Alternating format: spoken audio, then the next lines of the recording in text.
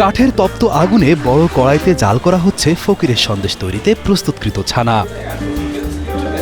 এই ছানা দিয়েই তৈরি করা হবে বিশেষ সন্দেশ। এই সন্দেশে চিনির বদলে ব্যবহার করা হয় নলেন গুড়। গরুর খাঁটি দুধ থেকে তৈরি বিখ্যাত এই সন্দেশ দেশ ও দেশের বাইরে পেয়েছে ব্যাপক জনপ্রিয়তা। নানা ধরনের মিষ্টি রয়েছে, তার মধ্যে এই যে আমি একটা খাচ্ছি যেটা হচ্ছে নলেন গুড়ের সন্দেশ, যেটা আসলে জগৎ বিখ্যাত এবং এটা সাতক্ষীরাতে ছাড়া অন্য কোথাও কিন্তু পাওয়া যায় না। এই সাতক্ষীরার ঐতিহ্যবাহী মিষ্টির দোকান ফকির মিষ্টান্ন ভাণ্ডার। এখানের ঐতিহ্যবাহী মিষ্টি বলতে হচ্ছে 1 নম্বরে আছে সাতক্ষীরার সন্দেশ। সারা বাংলাদেশে সন্দেশটা কেনে। প্রতিদিন 3 থেকে 400 কেজি দুধের মিষ্টি ও সন্দেশ তৈরি হয় সাতক্ষীরার ফকির মিষ্টান্ন ভাণ্ডার ও আদি ফকির মিষ্টান্ন ভাণ্ডারে।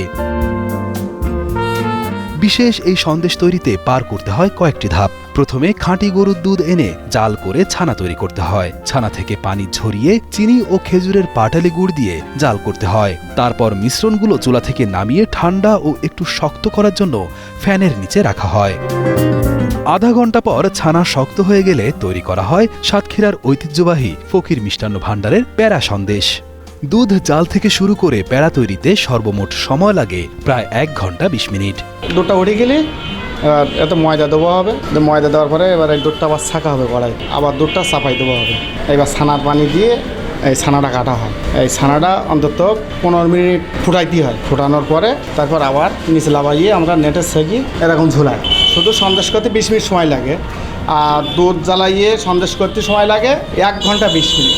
বছরের পর বছর ধরে মিষ্টির বাজার দখলে রেখেছে সাতক্ষীরার সুস্বাদু এই ফকিরের সন্দেশ। সন্দেশ ছাড়াও নানা রঙের নানান স্বাদের মিষ্টি তৈরি করা হয় ফকির মিষ্টান্ন ভাণ্ডারে। 1947 সালে প্রয়াত গোলাম মোহাম্মদ ফকির আহমেদ সাতক্ষীরা শহরের নাজমুল সরণিতে প্রতিষ্ঠা করেছিলেন ফকির মিষ্টান্ন ভাণ্ডার। বিশেষ করে সাতক্ষীরার ফকির ময়রার সন্দেশ, শহরপুরি, প্যারা ও দইসহ বিভিন্ন মিষ্টান্নের স্বাদের সুখ্যাতি ছড়িয়ে পড়েছে বাংলাদেশ সহ বিভিন্ন দেশে। সাতক্ষীরা আশপাশ সব জায়গা থেকে আসে সন্দেশ নীতি এবং আমাদের সন্দেশ বিখ্যাত। ঢাকায় যায়, যশোর যায় এবং বিদেশেও যায়, সৌদিতে যায়, মালয়েশিয়ায় যায়, মালদ্বীপ যায়, ভারতে যায়। আমি প্রায় 30 বছর যাবত এই দোকানে কম বেশি প্রায় সময় মিষ্টি খাই আর কি।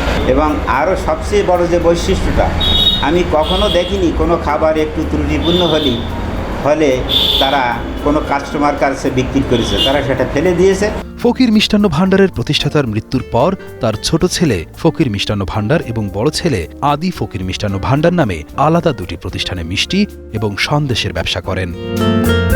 বর্তমানে আদি ফকির মিষ্টান্ন ভাণ্ডার ও ফকির মিষ্টান্ন ভাণ্ডার নামে 2টি দোকানে এই বিভিন্ন ধরনের মিষ্টি ও সন্দেশ বিক্রি হচ্ছে। এই দোকান চালু করেছে 65 থেকে 70 বছর। 1947 সালে এই দোকান চালায় আমার চাচা গোলাম মোস্তফা। উনি মারা যাওয়ার পরে ওনার ছেলে আসে, সবাই প্রতিদিন ভালোবাসে, এই মিষ্টিকে সম্মান করে। আমি বহু দেশে পাঠাইছি নিজে হাতে করি। ফকির মিষ্টান্ন ভাণ্ডারের সন্দেশ ও মিষ্টির মজাদার স্বাদে খুশি খদ্দেররাও। দূর দূরান্ত থেকে অনেকেই সাতক্ষীরায় চলে আসেন শুধুমাত্র ফকিরের দোকানের মিষ্টি এবং সন্দেশের স্বাদ নিতে। এমনকি অতিথি আপ্যায়নে স্থানীয়দের পছন্দের তালিকায় প্রথমে রয়েছে ফকিরের সন্দেশ মিষ্টি। আদি ফকিরের সন্দেশ অনেক সুস্বাদু। এখানে সুস্বাদু সন্দেশ আমার পরিবারের লোকজন খুবই পছন্দ করে। ফকির মিষ্টান্ন ভাণ্ডারের মিষ্টি অনেক নাম করা, বহুদিন পুরাতন। ঢাকায় যাতো, ঢাকার লোক খুব পছন্দ করতো। ছানা বলেন, মিষ্টি বলেন, এখানে তো প্রচুর যাইতো। আজ পর্যন্ত মিষ্টি এখনও কিন্তু আমরা খারাপ পাই নাই এনাদের কাছে। এনাদের ব্যবহার আচরণ সবই ভালো, এনাদের কোনো কিছু আমরা এখনও খারাপ পাই নাই। আমরা এখন এখানে মিষ্টি নিতে আসছি আর মিষ্টি নিয়েই।